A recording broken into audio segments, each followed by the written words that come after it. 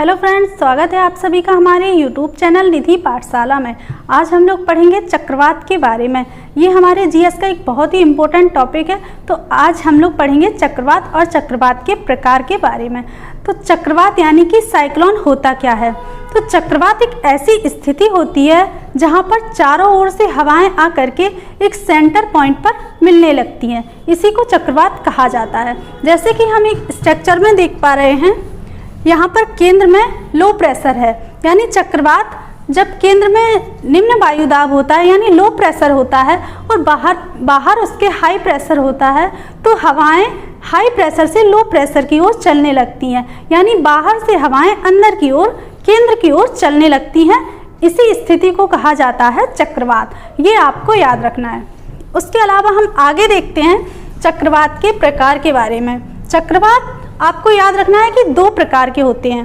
कौन कौन से? एक होते हैं उष्णकटिबंधीय चक्रवात और दूसरे होते हैं शीतोष्ण कटिबंधीय चक्रवात। ये आपको बहुत अच्छे से याद रखना है।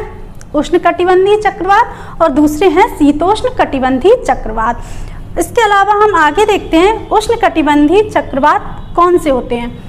जैसे कि हमने ताप कटिबंध में पढ़ा था उष्णकटिबंधीय क्षेत्र, शीतोष्ण कटिबंधीय क्षेत्र और शीत कटिबंधीय क्षेत्र। तो उसी के अनुसार हम पढ़ेंगे जो उष्णकटिबंधीय क्षेत्र है वहाँ पर जो चक्रवात आते हैं उसी को कहा जाता है उष्णकटिबंधीय चक्रवात। ये आपको ध्यान रखना है। अभी उष्णकटिबंधीय क्षेत्र कौन सा है?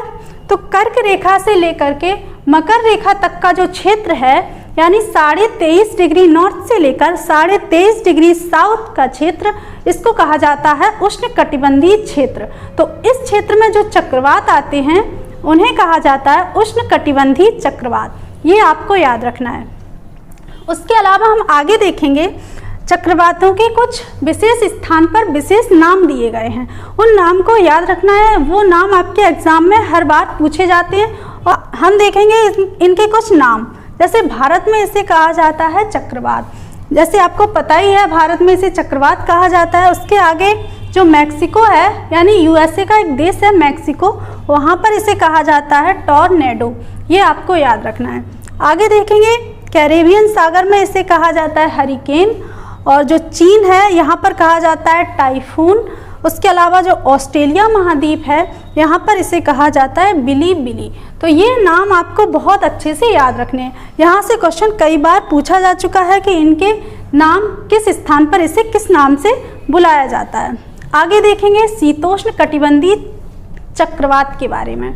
यहाँ से आपके एग्जाम में क्वेश्चन ज़्यादा नहीं पूछे जाते हैं, फिर भी आपको 1-2 पॉइंट हैं जो आपको याद रखने हैं। तो शीतोष्ण कटिबंधीय चक्रवात होते हैं जो कर्क रेखा से लेकर के आर्कटिक वृत्त तक का जो क्षेत्र होता है उसे कहा जाता है शीतोष्ण कटिबंधीय क्षेत्र। और उसके अलावा जो हम दक्षिणी गोलार्ध में देखेंगे तो मकर रेखा से लेकर के अंटार्कटिक वृत्त तक का जो क्षेत्र होता है इसे भी कहा जाता है शीतोष्ण कटिबंधीय क्षेत्र। तो इस क्षेत्र में जो चक्रवात आते हैं उसे कहा जाता है शीतोष्ण कटिबंधीय चक्रवात। ये आपको याद रखना है। यानी दोनों गोलार्धों में, उत्तरी गोलार्ध और दक्षिणी गोलार्ध, दोनों गोलार्धों में ये चक्रवात आते हैं। उसके अलावा इसमें कुछ इम्पोर्टेंट पॉइंट है, यानी इनका आकार कैसा होता है। तो अंडाकार होते हैं ये या फिर गोलाकार होते हैं, ये आपको याद रखना है। उसके अलावा आगे देखें पछुआ पवनों के कारण इनकी जो गति है वो पश्चिम से लेकर पूर्व की ओर होती है।